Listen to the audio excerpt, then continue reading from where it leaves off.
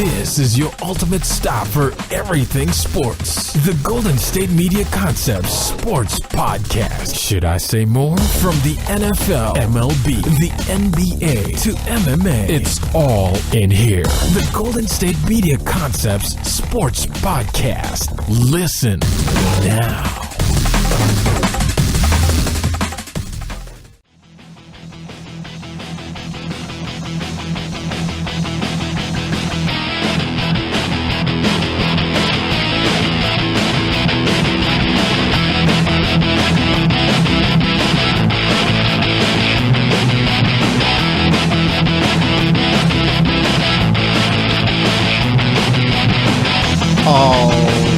And welcome to the GSMC Sports Podcast.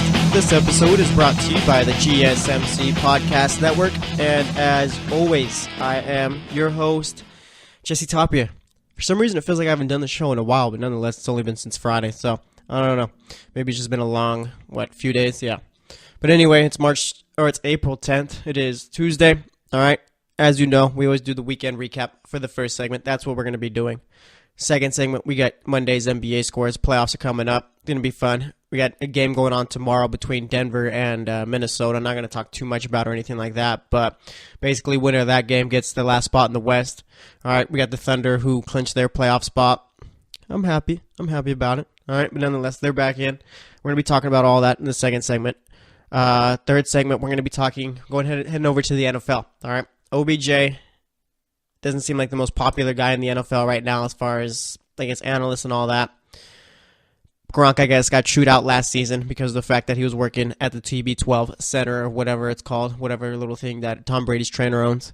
So we'll talk about that also. And then for the fourth segment, we'll talk about anything else that's gone on in the sports world. All right? So that's how the show's going to go. It's going to be a fun one. We're going to enjoy it. But let's get into some Masters, all right? We don't often start off the show with golf, but that's what we're going to do here. So let's get into it. Your winner of the Masters was not Tiger Woods. If you put money on Tiger Woods, I got some nice land over in the mountains to sell you, all right? There's no way anyone in the world could have thought that Tiger was going to win. Really? Vegas got you? Vegas really did. I can understand if you got money to throw away. Yeah, let me put this on Tiger or whatever. But really, come on now. All right, you should have put your money on Patrick Reed. Finished 15 under par, won the tournament. Ricky Fowler and Jordan Spieth ended up making a nice little comeback, but came up just short. All right, just a bit short. Ricky Fowler finished at second, 14 under. Jordan Spieth finished at 13 under. I gotta find a favorite golfer. All right, I can't go with Tiger because that's everyone's favorite golfer. Maybe I go with Ricky Fowler. Maybe Jordan Spieth, who probably is the best golfer right now, I feel, on the PGA Tour. All right, possibly. Yeah, Rory McIlroy finished at 9 under. When Rory McIlroy supposed to be the guy that was going to take over for Tiger once Tiger was done? I don't know. You feel like Rory McIlroy doesn't win enough tournaments. Let's see, where did Tiger end up finishing? Because Tiger was pretty bad. Ended up making the cut, but I think finished at 5 over par on after Friday. I think it was 4 over par. Ended up finishing the weekend 1 over par. All right, his best round was on Sunday, so I guess congrats a little. Yeah. I mean, he did better than Phil Mickelson, who finished 2 over par. Let's see, where did Sergio... I know for a fact Sergio Garcia didn't end up making the cut, but where did he finish? Because he has to put the jacket on. Did not make the cut. There's no even score for him, all right? Shot 81 on Thursday, 78 on Friday, so they don't even have the score, obviously, because, what's the point? But all I know is his name is near the very bottom. I think he finished 1, 2, 3, 4, bottom 5. Finished bottom 5, last year's Masters winner, all right? Imagine that. You don't even make the cut. Then you got to wait till Sunday to still put the jacket on. I'm sure hanging out at the Masters has to be pretty fun, though. I'm sure they got some good food out there. I'm not really sure. I've never been to one of those things ever in my life. But nonetheless, yeah, like I said, Patrick Reed ends up winning it. The Masters was, Tiger on Thursday, Friday, and on Thursday was the story. But, once we saw that, yeah, he had no chance at winning anything. You're like, what's the next story going to be? And it was Jordan Spieth and Patrick Reed, I guess you could say. All right, Jordan Spieth pretty much was a monster on the back nine on Sunday. Almost made his comeback, like I said. Ricky Fowler was also playing really well. And usually, you don't see scores too high at the Masters, do you? All right. I'm not too familiar with the Masters or anything like that, but nonetheless, I figure a 15 under par at the Masters seems pretty low or high. I'm not really sure what way you go there, but either way, like I said, Patrick Reed won. And with Tiger, I think this should all be a lesson to us, okay? Tiger finishing in top 5 at the Arnold Palmer Invitational is a great story. It's amazing. But I don't think that constitutes Tiger as being back. Tiger, what? And again, this goes back to my whole thing. I think it was on Friday or Thursday or whenever I talked about it. All right. Everyone was so eager to say, Tiger's back. Tiger's back. Tiger's back. I mean, I think at one point I even said Tiger was back. Okay. Tiger, is I need to know what the basis of Tiger being back is, okay? Is it he's playing golf again? Is it he plays well at some rinky-dink tournament? Or is it he's not back till he wins a major? Okay. I'd like to think that Tiger's not back until he wins a major. Okay. I mean, finishing in top 5, I mean, it's obviously he didn't at the Masters, but finishing in top 5 and all the other tournament stuff, that's cool, but it's Tiger Woods. Okay. Tiger Woods needs to be held to a higher standard as far as his golf game compared to everyone else. Okay. I'm sure everyone could care less what Patrick Reed does next weekend, if there is a tournament next weekend. Okay. Eyes are going to be back on Tiger. Patrick Reed I never even heard of Patrick Reed before this weekend, to be honest. It seems not the most well-liked guy out there, but nonetheless, I mean, he won. But either way, like I said, Tiger Woods, I mean, like I said, if you put money on Tiger to win the Masters and you actually thought he was going to win, I mean, did you think that he was going to continue that little streak he had of playing well at these tournaments, like the one little rinky-dink ones before, and then continue it at the Masters? I mean, imagine all the pressure that was on Tiger Woods, okay? Just imagine it. Obviously, it wasn't great, all right? Wasn't great for him. The dude just didn't show up until Sunday, all right? Maybe he should just wear the red polo all weekend long or all tournament long. Maybe that'll help. But either way, I mean, Tiger's a story we got to follow, okay? We're going to continue to talk about Tiger. Again, I got to check when the next tournament is. Might be this upcoming weekend. I'm not sure how the golf schedule goes or anything like that. But Tiger's always going to be someone we talk about. We're going to talk about Tiger till he retires again. All right? Or if he, God forbid, gets hurt. But nonetheless, he's a story. Like I said, Jordan Spieth, probably the best golfer in golf, which sounds kind of weird. You don't say the best footballer in football, right? But nonetheless, yeah, best golfer in golf, I guess you could say, at least according to my knowledge, my very vast little knowledge. All right? Guys like Henrik Stenson finished 9 under. Like I said, Roy McIlroy finished 9 under. Let's see. Any other notable names that I see? Like I said, Tiger finished 1 over. And I guess that's kind of encouraging that Tiger played well on Sunday because of the fact that it was pretty much like a dumpster fire of a tournament for him. But like I said, Tiger's not back until he wins a tournament. Let's hold him to that standard, okay? Let's not throw it around. It's kind of like with Texas in college football. Texas will go and beat like a overrated Notre Dame team year in and year out. And then we'll go, oh, is Texas back? No, Texas isn't back. Texas will never be back, okay? Texas is Texas. Are they even the best team in Texas? They're not even better than TCU, all right? Texas might be on the come-up this upcoming year, though, upcoming few years, because I think they do have one of the top recruiting classes. But nonetheless, I mean, it's exactly like that. Texas will play well, and then they'll finish like, 6-5, 7-6 for their entire season. That's kind of Tiger. Tiger plays well, then he has those bad rounds, those bad tournaments. Tigers are 500. Tiger's Texas. That's it. Perfect. Boom. Tiger is Texas Longhorns football. The perfect comparison there. All right. Sometimes they show up. You think, oh, they're back. No, not quite. All right. Not when it matters. All right. Losing to Iowa State, and I'm not even sure. I'm just throwing it out there because Iowa State always seems to be that team in college football to get an upset or two. I remember that my first upset I remember Iowa State was when they upset Oklahoma State. I think maybe Des Bryant was there or Justin Blackman. I can't remember exactly, but nonetheless, I mean, yeah, like I said, Tiger Woods equals Texas Longhorns football. Not quite back, but people want to throw it around a whole bunch. So we'll see how he does going forward, though. I mean, Tiger's got the whole rest of the year to go win a tournament or win a major. I mean, he's going to win the U.S. Open or whatever else is out there for him. So we'll see about it. All right, let's see. What else happened over the weekend? All right, we had the UFC 223. Khabib ended up winning his fight. Turns out, I mean, pretty much dominated. Figured kind of was like Triple G, I guess you could say. Figured let's let this thing go the whole distance instead of just finishing it off so soon. I'm comparing to Triple G because remember when Triple G pretty much blew up? The dude was knocking everyone out in the first round. And I can't remember exactly who was fighting, but it was pretty much Triple G was like, you know what? I'm not going to knock you out here. Let's go a couple rounds, give the fans a little money's worth a bit, and then I'll knock you out in like the 4th, 5th round. And that's what happened. All right. So yeah, pretty much like Triple G, way too dominant. I'm not sure who beats the guy. All right. My UFC knowledge is not great. It's knowledgeable, but it's not great. I'm more of a boxing guy. But nonetheless, like I said, Khabib, I don't know who could beat him. I guess the next big fight for him is Conor McGregor, but we got to see what's going on with his old legal issue. I think, yeah, he's still out on bail and all that, so we'll see what goes on. Like I said, his next trial date is June 14th. Rose ended up beating Joanna Jędrzejczyk, I think, in unanimous decision. I think it was like 4-1 they called it. Some say that it was a robbery. Some say it wasn't, so we'll see about it. Nonetheless, though, let's see anything else. Oh, yes, Ronda Rousey. All right, this is sports news, okay? She was a big UFC fighter. Now she's made the crossover into sports entertainment, okay? I did watch it. I did see her, and she surprised me. She's very entertaining, I must say, okay? I'm not like the biggest WWE fan or anything like that, but if you can entertain me, you can entertain me. And that's exactly what she did. I was surprised. I didn't really expect her to do too much out there. I figured she'd be out there for a few minutes and all that, kind of like not really feeding her to the wolves as far as the whole WrestleMania crowd. And that's one thing, too. The little guys that talk, the commentators that were talking, pretty much talking like, yeah, this is the biggest crowd she's ever performed in front of. And that's true, all right? Those WrestleMania crowds double whatever the UFC has ever done, at least for a Ronda Rousey fight, all right? Just imagine going out there the first time you've ever done something. You've never done it before, okay? Never done it before. And you're out there in front of, 80,000 people? And she looked good. No one was booing her. That's one thing I was looking for, too, as far as Ronda Rousey in the crowd. I was looking, are they going to boo her if she messes up and all that? She never really messed up, so there was no boos. Everyone was cheering for her. Match went on for 10, 15 minutes, I think it was. So, like I said, it was entertaining.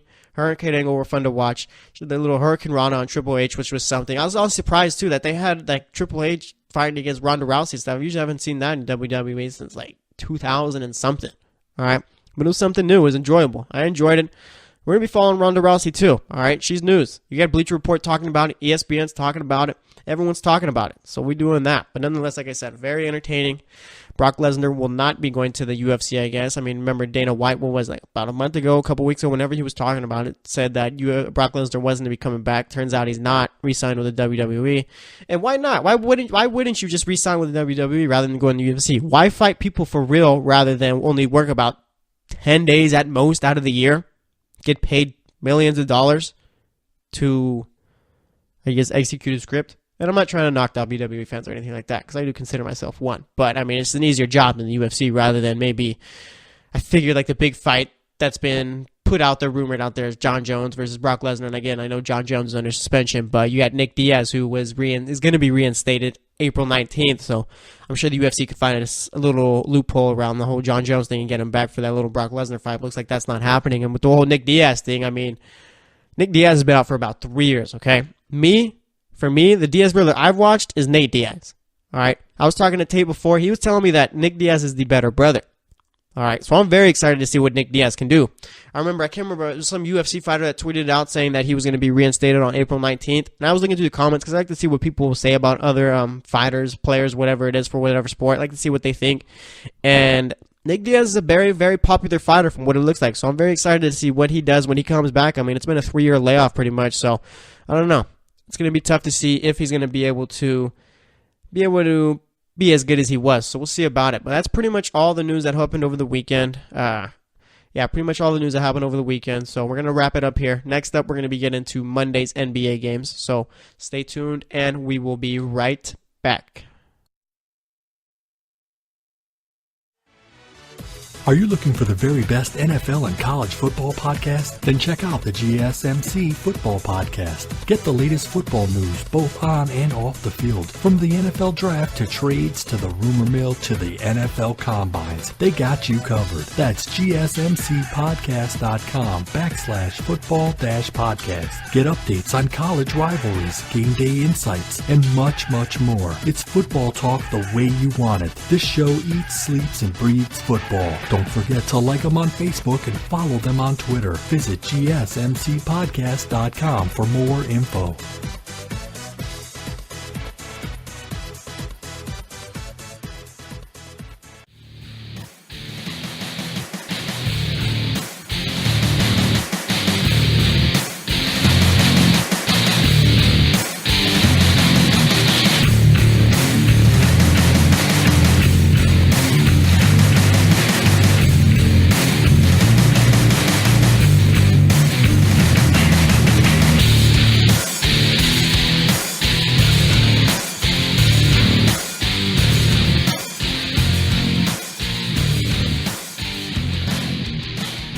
All right, And welcome back to the GSMC Sports Podcast. As you know, for the first segment, we always just recap what happened over the weekend. So we did that. Talked about the Masters, talked some UFC, talked some Ronda Rousey and WWE. All right. And did we mention anything else? I think that was pretty much it. All right. So yeah, it was a fun segment though. This segment, we're going to be talking NBA, Monday's game specifically. So let's get right into it. First up, we had the Toronto Raptors facing off with the Detroit Pistons, and Toronto took care of business here. They won 108-98. For Toronto, you had Jonas Valanciunas with 25 points, 9 rebounds, shot 11 of 13.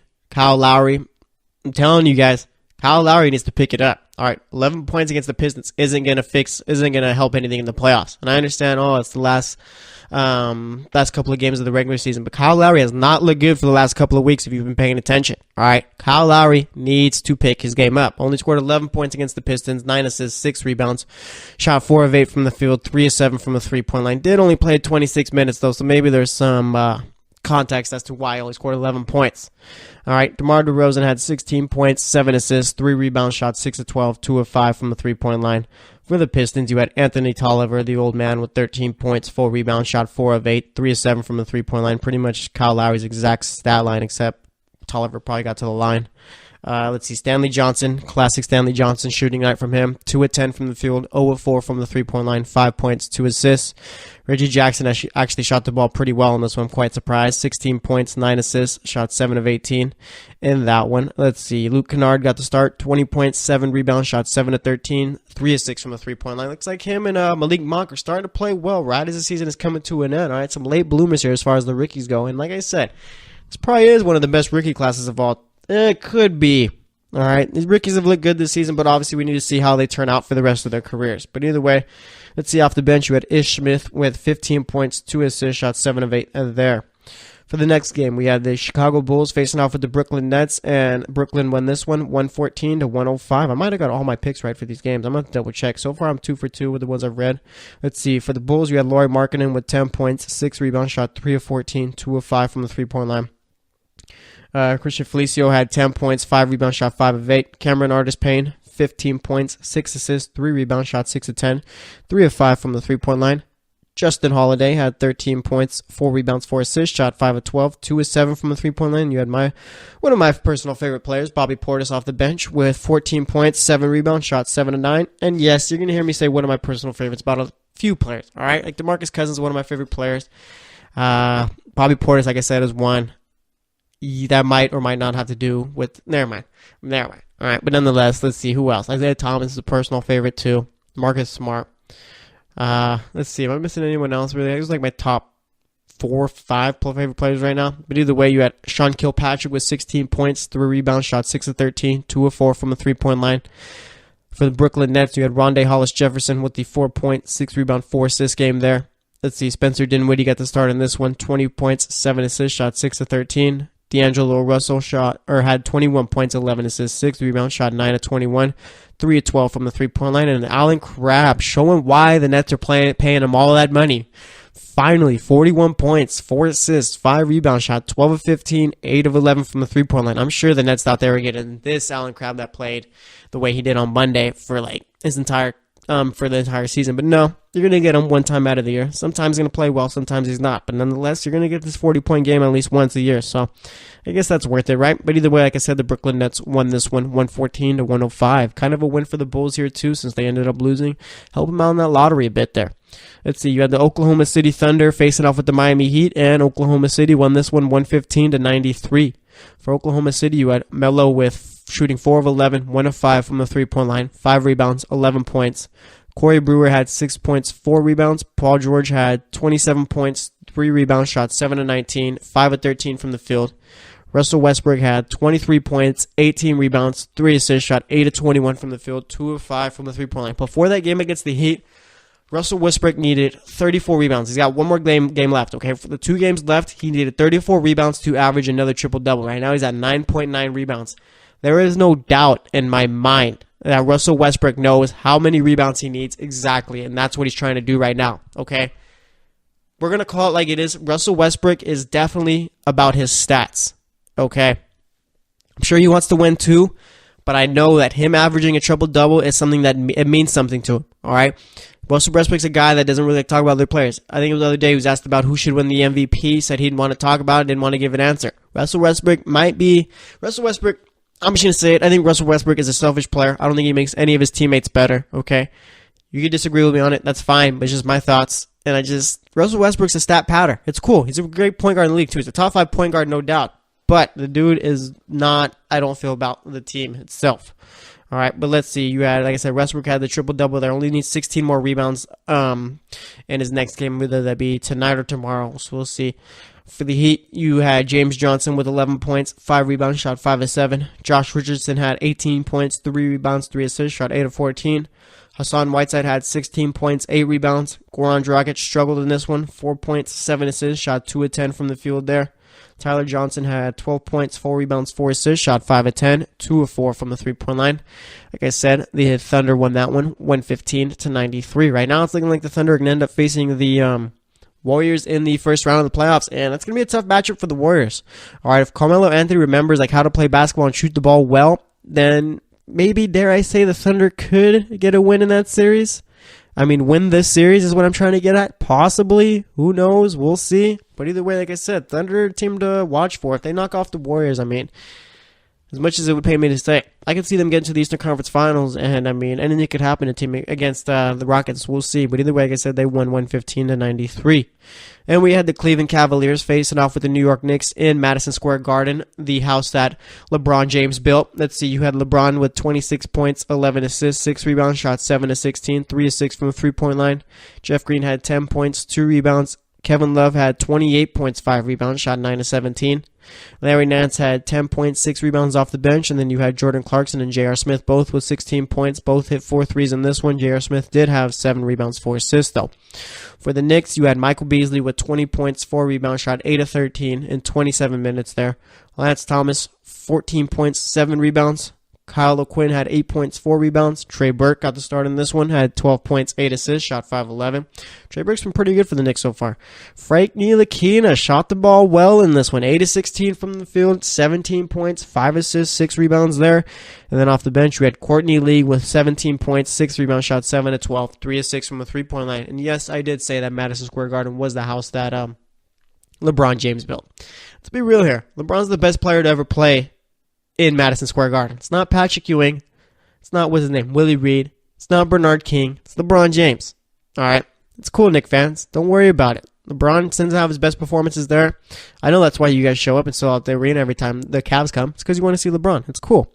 All right, LeBron's a great player. But either way, like I said, the Cavs won this one 123-109. For the Knicks, it's just a matter of they're probably going to be picking 9th or 8th in the draft this year, depending on where they end up in the lottery, so we'll see about it. Knicks end up with a guy like Trae Young or Colin Sexton. I think that's going to be a good fit for the Knicks, and it would make them better, especially with a guy like Kristaps Porzingis already out there. I know you got to wait for Porzingis to come back, but if he's got a good point guard out there, they're going to work. I know they got Ntilikina and Moutier, and I guess the emergence of Trey Burke, but I feel like none of those guys are really going to turn out to be starting caliber point guards. Maybe Ntilikina, he's too raw, so maybe you trade a guy like Moutier and Burke, but I do think they should draft a guy like Trae Young, or maybe a guy like Michael Porter Jr. if he ends up falling that far down. We'll see about it, though. For the Magic, they faced off with the Bucks, and the Bucks won this one, 102-86. For the Magic, you had Aaron Gordon with 12 points, 4 rebounds, shot 5 of 14 there.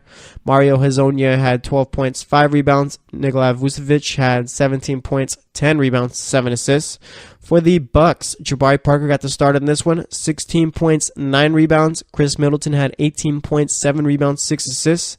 Then you had Eric Bledsoe with the triple-double here. 20 points, 12 rebounds, 11 assists, shot 7 of 17.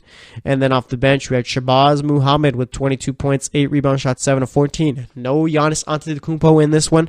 I think I pretty much nailed his last name. It's Antetokounmpo, right? Antetokounmpo. I think I got that right. All right. Probably resting, getting ready for the playoffs. So, no surprise here. Bucks won this one, 102-86. Then we had the Memphis Grizzlies facing off with the Minnesota Timberwolves, and the Timberwolves won this one, 113-94. For the Grizzlies, you had Ivan Rabb with the start on this one, 14 points, 8 rebounds, shot 6 of 8. Dylan Brooks had 15 points, 4 rebounds, 4 assists, shot 5 of 15.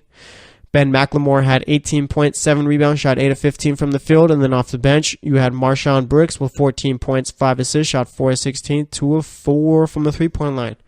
For the Timberwolves, you had Taj Gibson with the solid 4.4 rebound game. Only played 8 minutes in this one, though. Can't remember if you got hurt or not. Was not watching this game. Andrew Wiggins had 7 points, 6 rebounds, shot 3 of 12, 0 of 3 from the three-point line. Not great there. Karl Anthony Towns had 24 points, 18 rebounds, shot 11 of 14. Jeff Teague, 24 points, 8 assists, 4 rebounds, shot 9 of 19. You had Jimmy Butler with 15 points, 2 rebounds, 3 assists, shot 3 of 8. And then off the bench, you had good old Derrick Rose with 13 points, 3 assists, 1 rebound, shot 5 of 10, 1 of 2 from the three-point line. Believe it or not, Derrick Rose is actually, no one's really been paying attention, but Derrick Rose has actually played pretty well with the Timberwolves since he's been there, all right? I mean, yeah, he did he sprained his ankle, and he was out for a couple of games there, but nonetheless, he's back, and he's been playing well. Maybe he ends up back there. I think in his Adidas contract, if he ends up signing with the team, he makes something like $75 million or something like that just from being on a team next season from Adidas. So we'll see. I mean, I know that's what Derrick Rose is aiming for right there, and I would too. But we'll see about it. Let's see. What else we got going with the Timberwolves? Oh, yeah, they got the Nuggets playing tomorrow, or they're playing the Nuggets tomorrow. Winner of that makes the playoffs, and obviously now it's coming down to those two teams. Everyone else has locked up their playoff spot. At least, yeah, locked up their playoff spot. If I had to make my choice, I'd say I'd like to see the Timberwolves end up making it into the playoffs because of the fact that I feel like they'd give the Rockets a better series than the Nuggets would. All right, I feel like the Timberwolves are the team where, yes, you could beat them, but that's not a team you really want to play round one. Let me see real quick what we got going on here in the standings. Let's see. Like I said, you got Minnesota and Denver going to be fighting out for that 8th seed next. Well, not even for the 8th seed, for the playoff spot. I think if the Thunder end up losing and the Timberwolves end up winning their final game, then I think the Timberwolves end up jumping Oklahoma City, and Oklahoma City ends up being the 8th seed. I'd rather see that. I want to see the Timberwolves versus the Warriors without Curry, and I want to see the Thunder versus the Rockets. I feel like those would be perfectly matched series right there. The Warriors would definitely struggle against a team like the Timberwolves without Steph Curry, let me tell you. So we'll see about it, but I hope that's how it ends up happening. Let's see. We had the Sacramento Kings facing off with the San Antonio Spurs. San Antonio ended up winning this one 98 to 85, I should say. Don't want to give the Kings too much credit. So yeah, it was 98 to 85. Willie Cauley-Stein had 25 points, 10 rebounds, shot 10 of 20 from the field. De'Aaron Fox had 21 points, 7 assists, 4 rebound shots, 7 of 17 from the field, 3 of 5 from the three-point line. Off the bench, you had Buddy Hield with 17 points, 3 rebound shots, 7 of 17. And then for the Spurs, you had LaMarcus Aldridge with 15 points, 14 rebound shots, 6 of 19. Patty Mills had 15 points, shot 6 of 14. And then off the bench, you had Rudy Gay, 18 points, 6 rebounds, shot 5 of 9. Manu Ginobili had 17 points, 6 rebounds, 5 assists, shot 5 of 11 there. I think Manu, if I'm not mistaken, did have a nice little dunk with like 4 minutes left. And the game was close at that point. So Manu dunking with 4 minutes left. Maybe Manu's back. All right. Maybe possibly if Tiger's back, Texas is back, maybe Manu's back. Who knows? And poor Spurs, man. Going to be going into the playoffs, and Kawhi Leonard is nowhere to be seen. I mean, come on, Kawhi. Are you still, is Kawhi still like really hurt, or is he just not want to play for the Spurs? That's what I want to know. I need the answers. All right. But anyways, for the next game, we had the Portland Trailblazers facing off with the Denver Nuggets, and Denver took care of business here, won 88 to 82. Denver has been a disgusting home team, 31-10 at home, just outright amazing there. All right, we had the like I said, 88 to 82 for the Trailblazers. You had Joseph Nurkic with 20 points, 19 rebounds against his former team, shot 9 of 15. Damian Lillard had 25 points, 4 rebounds, 3 assists, shot 8 of 22, 2 of 10 from the three-point line. CJ McCollum, 16 points, 7 rebounds, shot 5 of 18. And then for those Nuggets, you had Paul Millsap, 6 points, 9 rebounds, shot 2 of 10. Not great, obviously. Will Barton had 22 points, 7 rebounds, shot 8 of 15. Nikola Jokic with the triple-double here, 15 points, 11 assists, 20 rebounds, shot 5 of 14 there. He was a top 5 center in the league, and I think it's every time everyone started recognizing it, all right? Jamal Murray had 12 points, 2 rebounds, 2 assists, shot 4 of 14, 1 of 6 from a three-point line. Off the bench, we had Gary Harris, who came back, had 12 points, shot 4 of 9 there. Not great, but not bad, right? What was that? Nearly 50% right there, a little lower than 50%. So that is pretty decent there for Gary Harris coming back in his first game. All right, but like I said, the Nuggets won that one, 88 to 82. Then we had the New Orleans Pelicans facing off with the LA Clippers in our final game of the night. Pelicans won this one 113 to 100. You had Nikolai Mirotic with 24 points, 16 rebounds, shot 9 of 17 from the field there. Anthony Davis had 28 points, only 6 rebounds, shot 11 of 22. Etuan Moore had 19 points, 5 rebounds, shot 7 of 13. Rondo had 5 points, 9 assists, 4 rebounds. You had Drew Holiday with 8 points, 11 assists, 5 rebounds, shot 4 of 7. And then off the bench, you had Ian Clark with 13 points, 6 assists, 4 rebounds, shot 5 of 9, 3 of 6 from the three-point line. All right, Pelicans might be a dangerous team. They're going to be facing off possibly with the Jazz in the first round unless the Spurs end up overtaking them. So we'll see there what's going to go on. But either way, for the Clippers, you had Tobias Harris with 11 points, 6 rebounds, shot 4 of 14. DeAndre Jordan had 9 points, 15 rebounds. Let's see, and then you had Montrezl Harrell with 15 points, 8 rebounds, 6 assists, shot 7 of 15. Once again, the Pelicans won that one, 113-100. All right, those are how Monday's games went on. We'll talk about Tuesday's games, which is tonight's games, in the fourth segment, as we always do. But for the next segment, we're going to be heading to the NFL, talking about Odell Beckham Jr. and talking about the Patriots. So stay tuned, and we will be right back. Check out the show that's built on the MMA. From the UFC to extreme cage fighting, they got the fights covered. Check out the GSMC MMA podcast. Get the latest news on past or upcoming fights. Join us as we talk to and about some of the biggest names in the MMA, past, present, and future. When it's the fight game, there's just one show to check out. GSMCpodcast.com/MMA-podcast. Don't forget to like them on Facebook and follow them on Twitter. Visit GSMCpodcast.com for more info.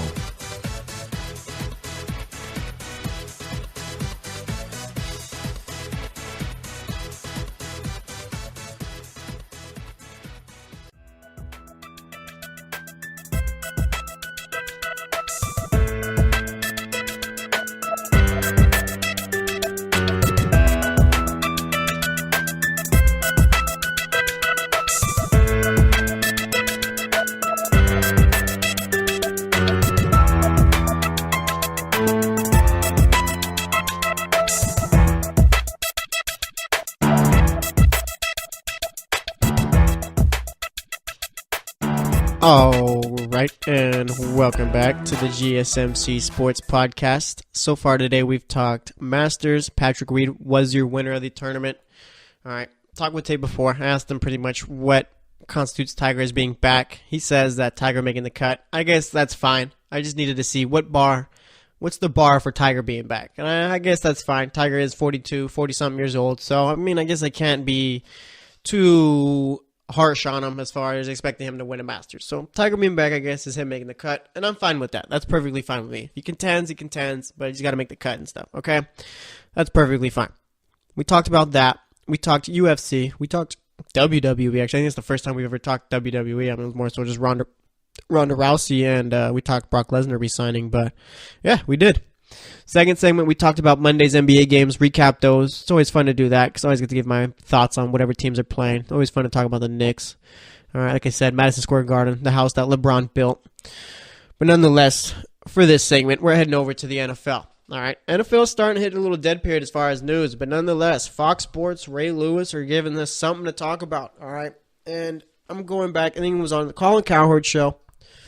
Ray Lewis goes on there and says, because like Odell Beckham Jr. has been the hot topic of the offseason, obviously, okay? Is he getting traded? What's going on with him? And Ray Lewis goes out and says that he's lost God, okay? And I understand Ray Lewis' thing and all of that. Like just Ray Lewis, like that's his thing now, I guess, and stuff like that. I don't understand how you can go and question, I guess, someone else's religious stuff or whatever, saying they do or don't have God or whatever. So that's neither here nor there. That's not really what I want to get at. But it's just something that started the conversation as far as Odell Beckham Jr. All right, and Odell Beckham Jr. has kind of been like a topic. Okay? But not good. Not good at all. All right? And with him, I mean, I don't understand why this guy is getting so much heat. Okay? That's fine.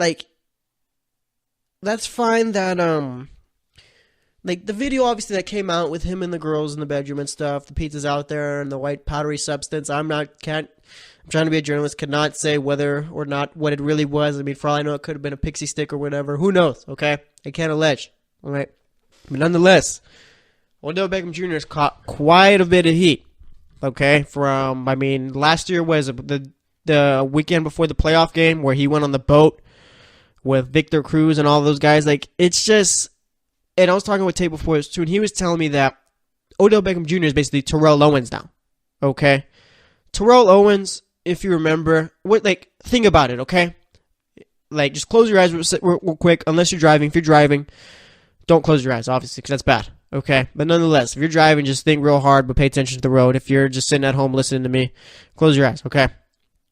What's the worst thing that Terrell Owens ever did? Okay? I'll give you a moment. There's your moment. All right. What is the worst thing Terrell Owens ever did? Honestly. Nothing. He's never really did anything wrong. Except yell on the sideline like I was talking with Tate about. And Tate told me the worst thing he did was do sit-ups in the driveway. Okay? And I got to double check. I think, was he with the Eagles when that happened? Or who was he with when he did that? I got to double check this story. I remember when it was a fresh story and stuff like that. Terrell Owens doing sit-ups. I was a little kid and stuff like that. But I do remember it. Let me see. Terrell Owens doing it's the first thing that comes up too when you do the Google search. Oh yeah, he did a press conference in the driveway when he was with Philly. And Terrell Owens, honestly, was gold when he was out there. Okay, let me see. It was in 2005, I think it was. He got suspended for a week after he was yelling at the training. It was a training camp. He was suspended training camp and did a press conference at his in his driveway. Odell Beckham Jr., obviously, I mean, Terrell Owens never had any videos come out as far as him being with women or white powdery substances, which I cannot speculate on because that would not be right of me, obviously. I mean, I do have my ideas as to what it was. It could be a pixie stick, like I said, for all that matter. But I feel like Odell Beckham Jr. is getting a real raw deal as far as the media right now. They are absolutely killing this guy, and it's just, I don't like it. All right?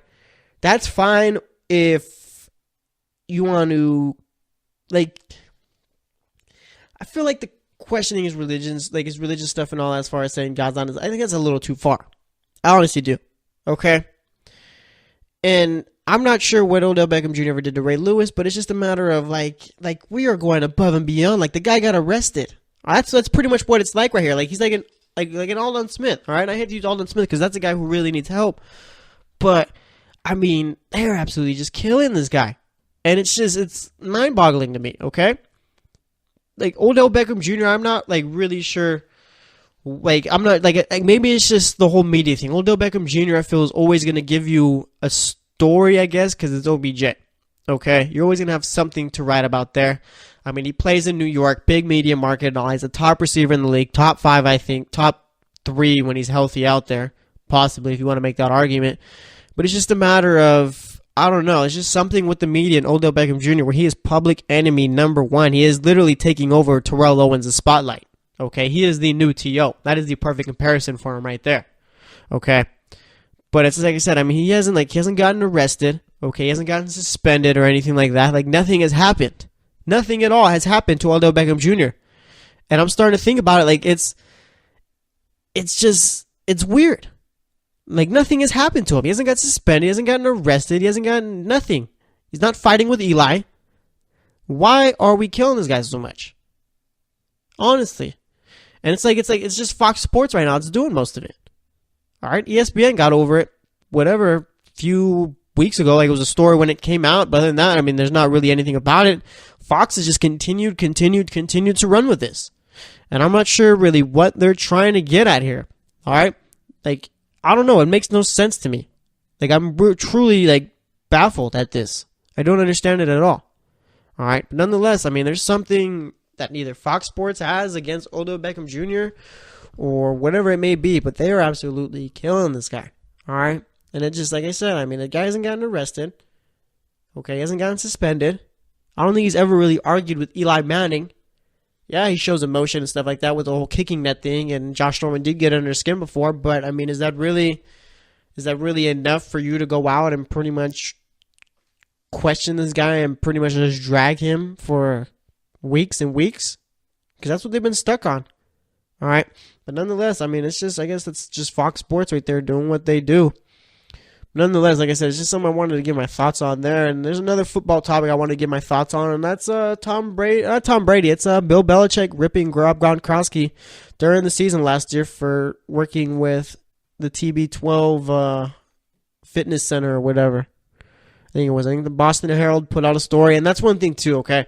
When ESPN put out their story as far as tension being out there with Robert Kraft, Bill Belichick, and those guys and Tom Brady, you're really not sure how true it is because of the fact that it's national news. I really do not, like when it comes to my sports teams, I really don't look to the national news or national media to see what they think of my team, how they're playing. You really pay attention to the beat writers, to the local guys, because those guys are the ones who know. All right, as much as the guys on ESPN or Fox Sports want to talk about whatever it is, whether it be talking about the Panthers or whatever, some small market team, they don't really know because of the fact that you're not watching the Panthers week in and week out, paying attention to what's going on over there. All right, maybe you pay attention to Cam Newton, but that's pretty much it right there.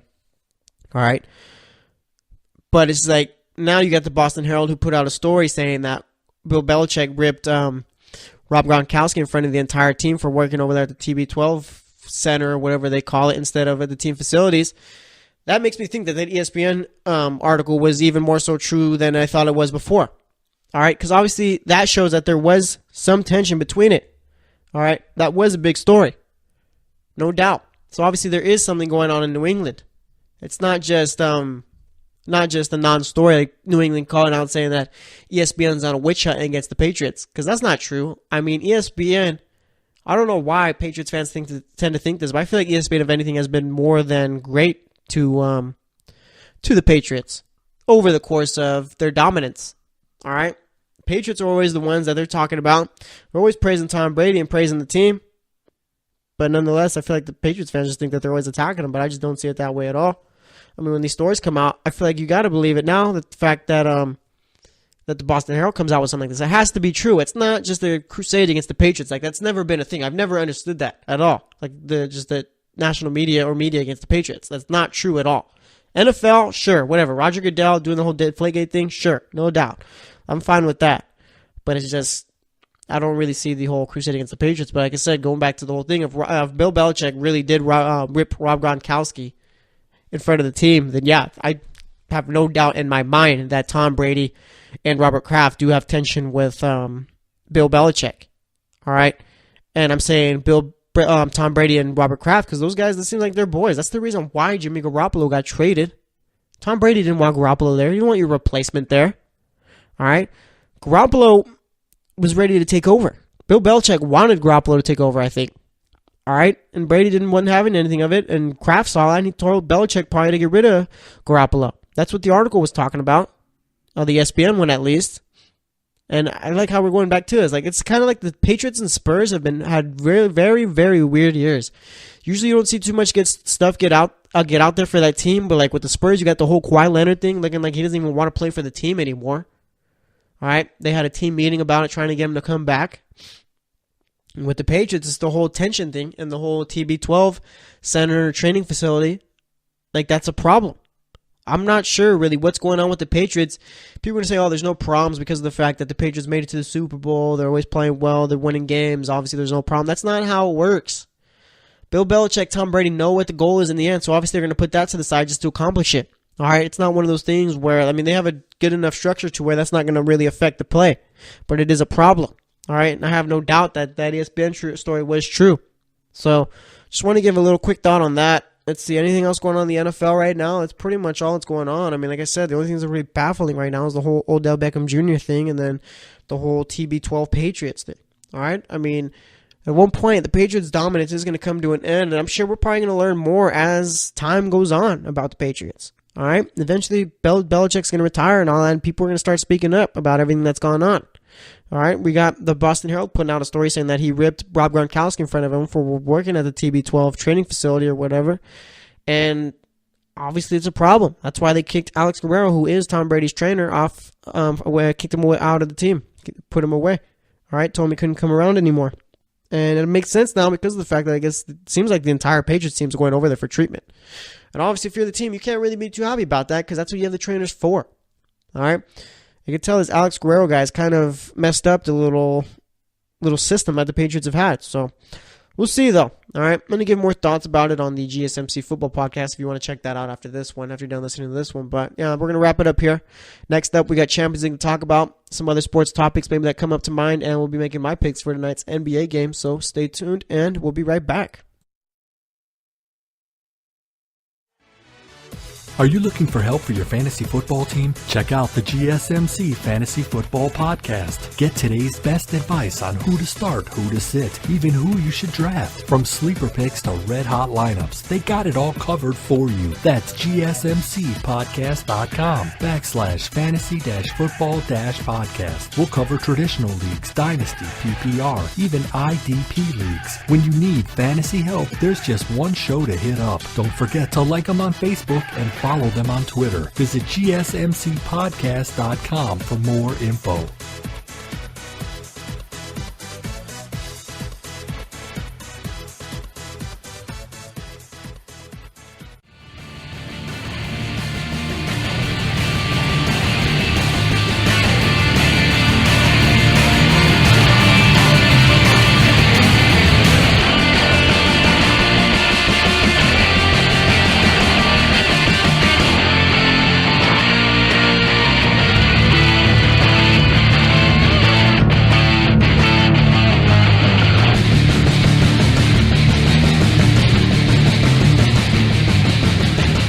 Alright, and welcome back to the GSMC Sports Podcast. So far today, we've talked MMA, we've talked WWE, we've talked Masters, NBA, and NFL. Pretty much a full little schedule going on here.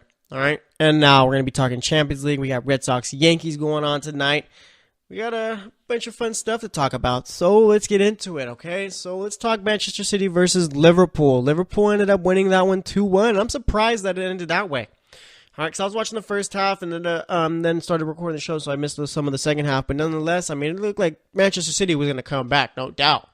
Or at least put up another goal rather than just score the one. I mean, they were putting pressure on Liverpool the entire first half, but it turns out, I mean, second half comes and Liverpool play extremely well. You got another goal by Mohamed Salah, who's just been disgusting this year.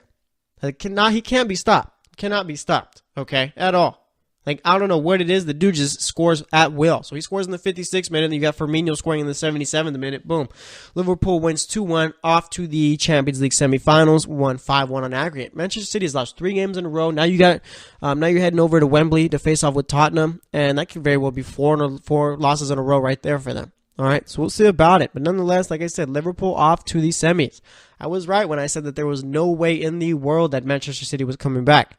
All right, all they had to do was just score 1 goal and it'd be over. And they scored 2 just to make it safe. So, like I said, Manchester City's out. They can go and win the Premier League, but nonetheless, Champions League is not something they'll be winning this year.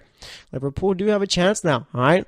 Then we head over to Barcelona, or head over to Roma, I should say. Head over to Italy. Okay, I said too that Barcelona, they were up 4-1 on aggregate after the first leg.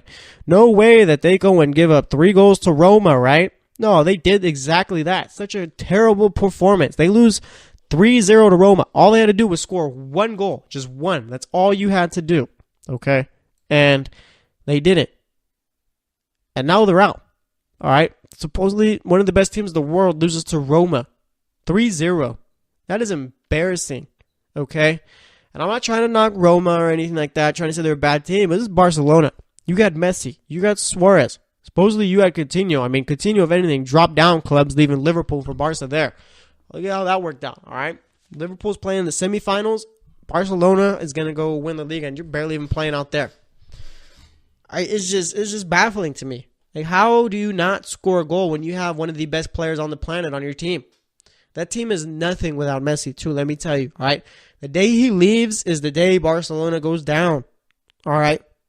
They're not like a Madrid. Madrid could lose Ronaldo, and I'm sure they'd still end up being fine, mainly because they got just disgusting amounts of money. They could just bring up players from the academy and buy whatever player they want. But it's just losing 3-0 to Roma when all you need is a goal.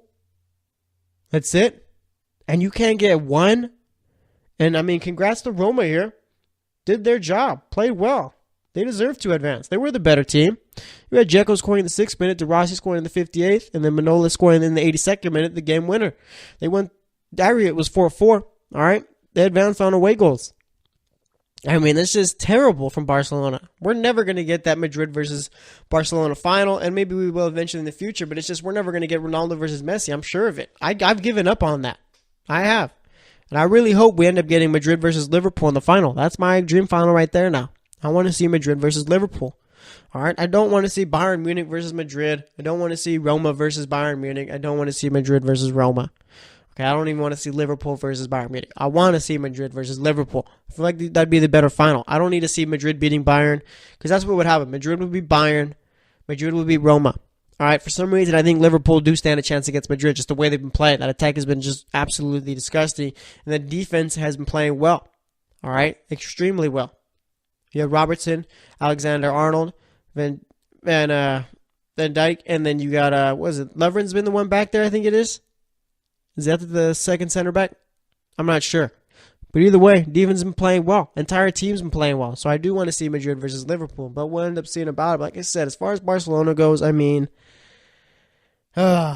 terrible. And I guess now you can't even say that Bayern or Madrid have advanced because, I mean, you got Barcelona with the ultimate choke here. I mean, maybe one of those teams lose tomorrow. Maybe Juventus ends up coming back against Madrid, which I highly doubt even happens. Maybe we get Sevilla who wins 2-0 tomorrow. All right?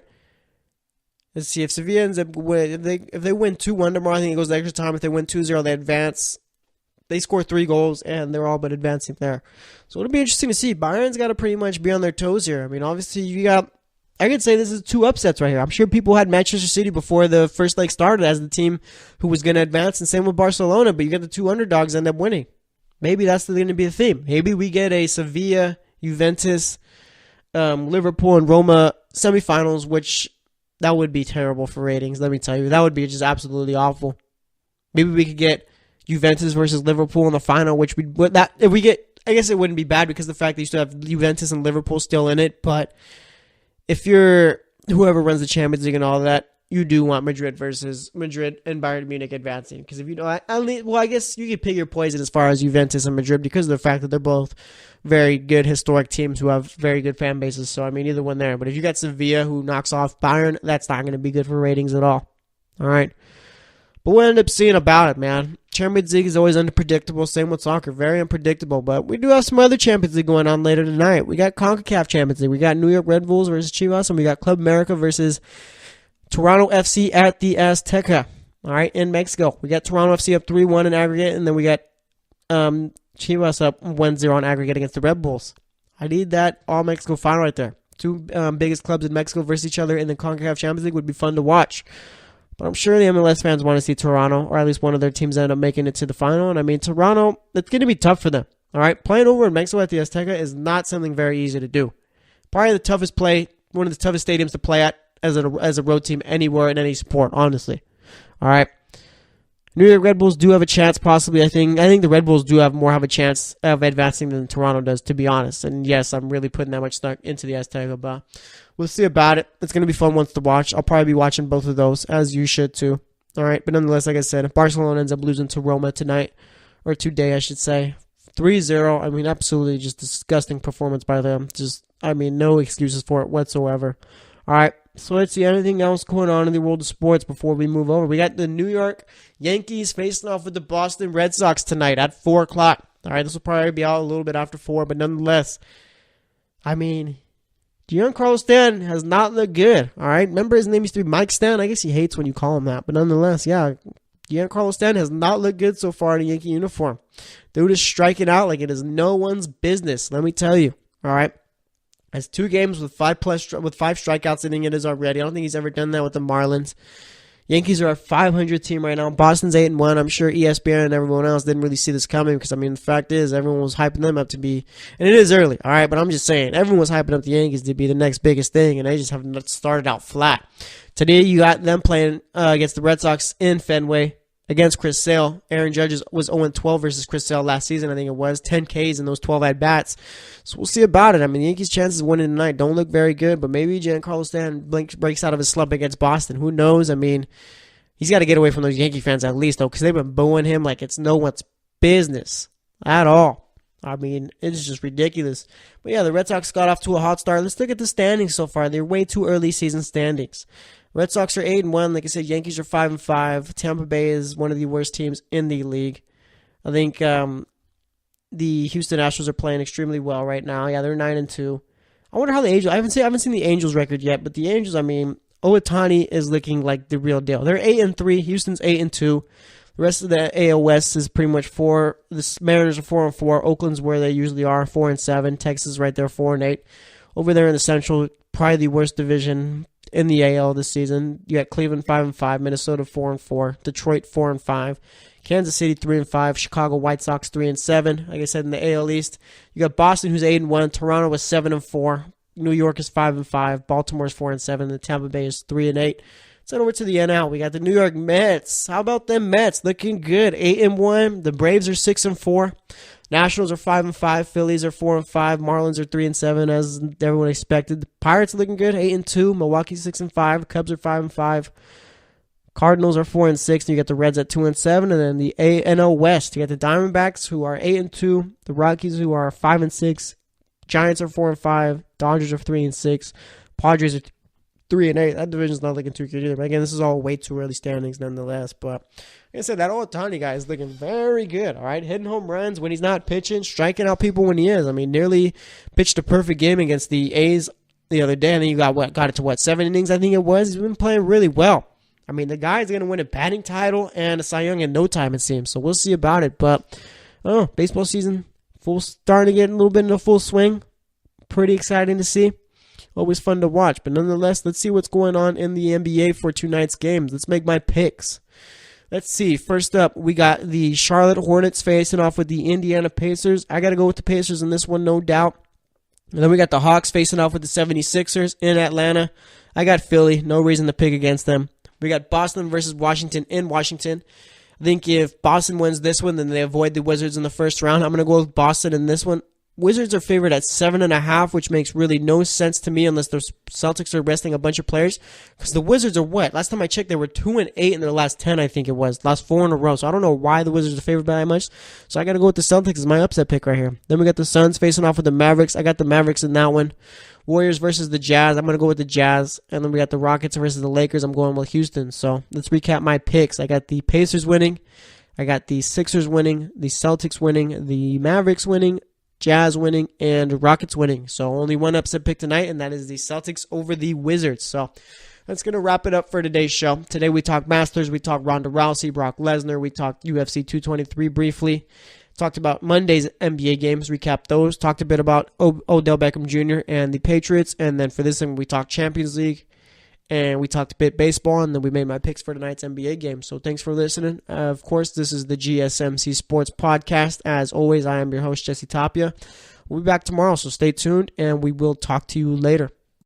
You've been listening to the Golden State Media Concepts Sports Podcast, part of the Golden State Media Concepts Podcast Network. You can find this show and others like it at www.gsmcpodcast.com. Download our podcast on iTunes, Stitcher, SoundCloud, and Google Play. Just type in GSMC to find all the shows from the Golden State Media Concepts Podcast Network, from movies to music, from sports to entertainment, and even weird news. You can also follow us on Twitter and on Facebook. Thank you, and we hope you have enjoyed today's program.